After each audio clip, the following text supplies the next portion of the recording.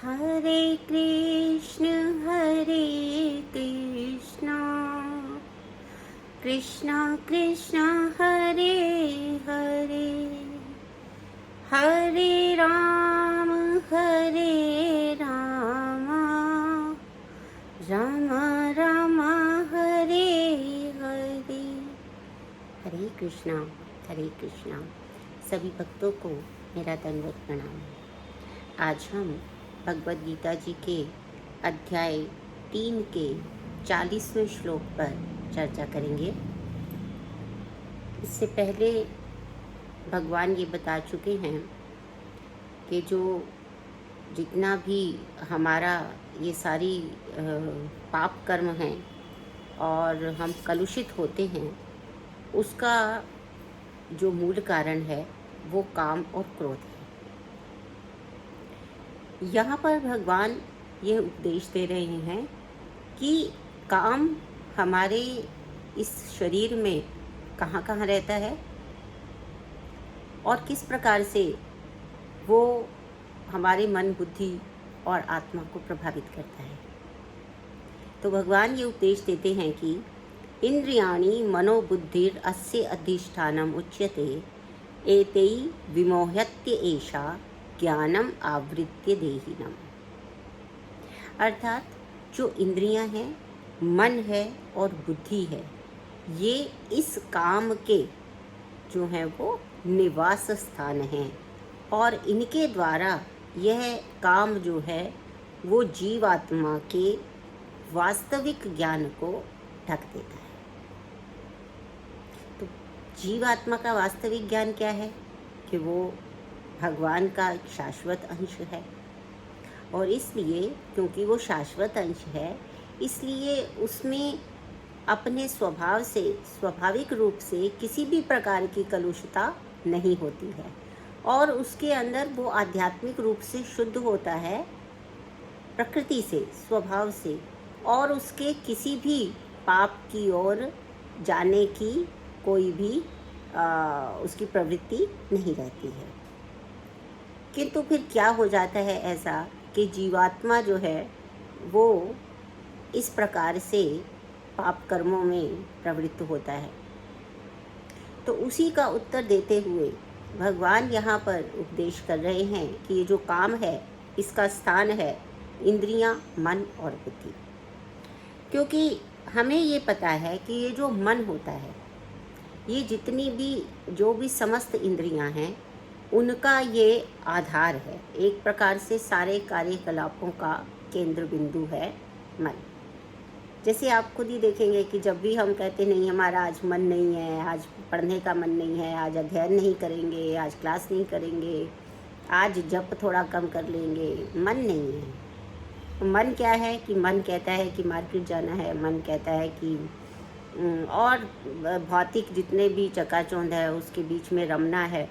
तो मन जो है वो चंचल भी है और मन ही इन सारी इंद्रियों का जो भी वो काम करती हैं, क्रियाकलाप करती हैं, उन सब का केंद्र बिंदु इसलिए है क्योंकि जब तक मन साथ नहीं होता तब तक हमारी इंद्रियां कोई भी ज्ञान ग्रहण नहीं कर पाती। आप खुद ही आपने फील किया होगा कि मान लीजिए कि आप कुछ सोच रहे हैं और आपके सामने से कोई गुजर जाता है, कोई निकल जाता है, तो आपको पता ही नहीं चलता अच्छा वो गया था, हाँ गया था क्या, ऐसा आपको लगता है, पता नहीं गया था नहीं गया था, क्या हुआ था पता नहीं। क्यों? क्योंकि जो मन है वो वहाँ पे है ही नहीं, आपका केवल शरीर वहाँ है और मन कहीं और विचरण कर रहा है। तो ऐसे में जो हमारी इंद्रियां हैं वो ना तो देख पाती हैं, ना कुछ सुन पाती हैं, ना कुछ स्पर्श का अनुभव कर पाती हैं।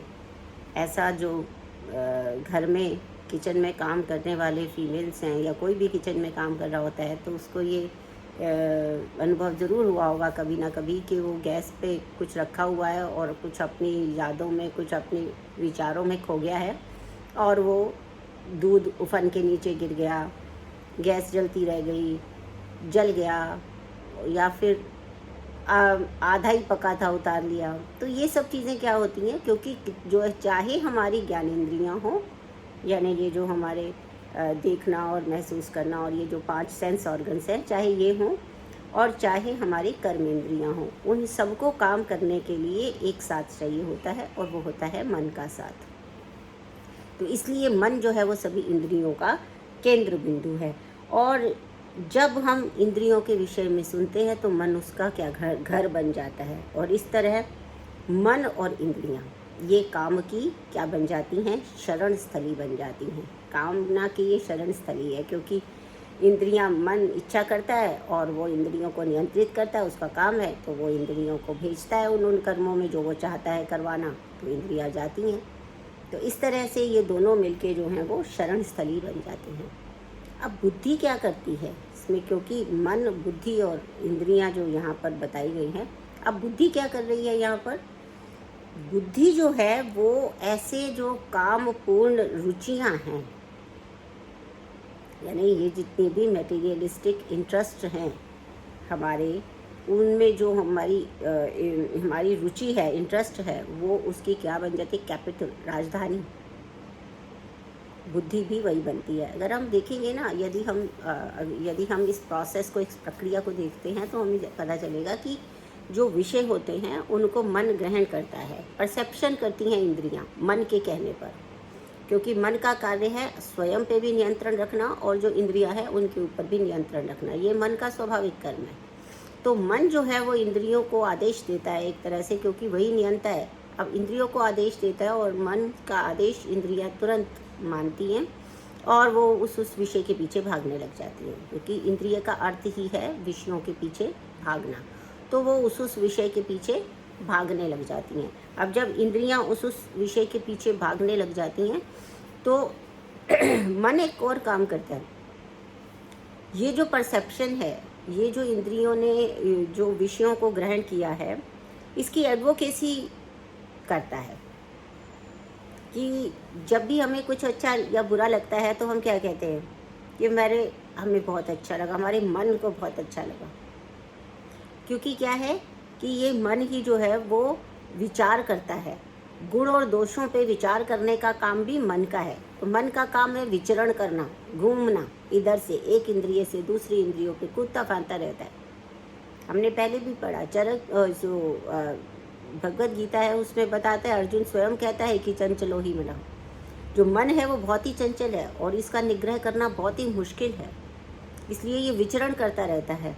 तो ये केवल एक इंद्रिय से दूसरे इंद्रिय की तरफ विचरण करता है और इसका जो चिंतन है, यानी जो इसकी थॉट प्रोसेस है, ये भी एक थॉट से दूसरी थॉट, हम देखते हैं थॉट्स हमारे माइंड में हमेशा आती ही रहती हैं, वो समाप्त नहीं होती हैं। एक के बाद एक दूसरी थॉट डेवलप होती रहती है। जैसे कि हम अगर किसी ठहरे हुए पानी में कंकड़ फेंक देते हैं तो एक लहर के बाद दूसरी लहर उठती अपने सामने प्रकट होती रहती है, वैसे ही हमारी इच्छाएं हैं।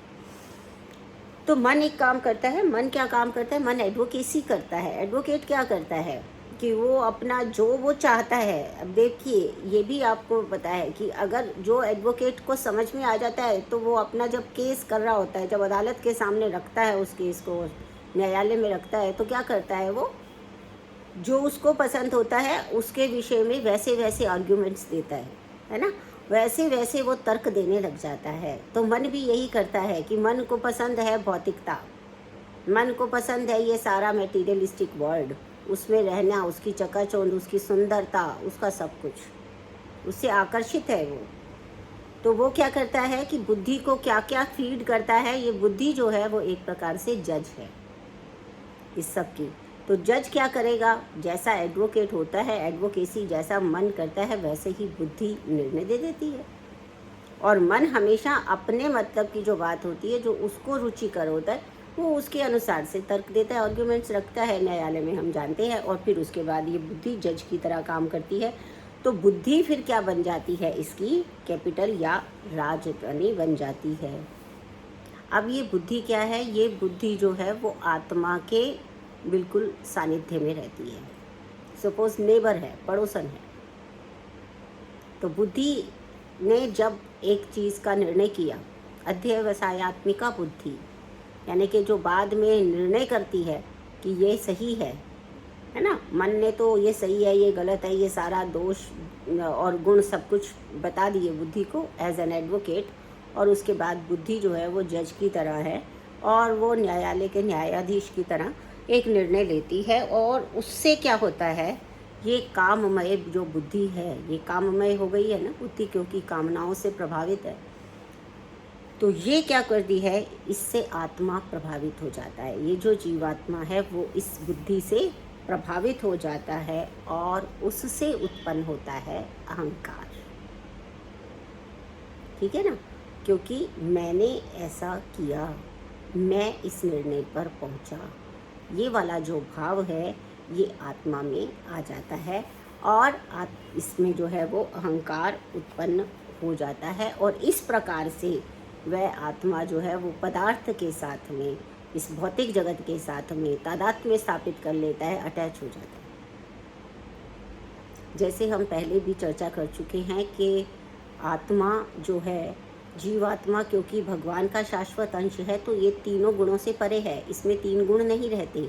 लेकिन क्योंकि ये इस बुद्धिमय आत्मा के साथ में ही रहता है तो इसको ऐसा लगने लगता है कि ये गुण उसी के अंदर रिफ्लेक्ट हो रहे हैं, ये उन्हीं गुणों से उसी तरह से प्रभावित होता है जैसे एक मिरर होता है, एक शीशा होता है, उसके आगे हम जो भी कलर रख देते हैं वो मिरर का वही कलर हो जाता है। तो वास्तव में तो मिरर ट्रांसपेरेंट है, उसका कोई कलर नहीं है, लेकिन उसको लगता है कि वो लाल रंग का, पीले रंग का, हरा रंग का ऐसा आभासित होता है, होता नहीं है। वो केवल आगे आने वाले कलर के कारण आभासित होता है कि वो ऐसा है।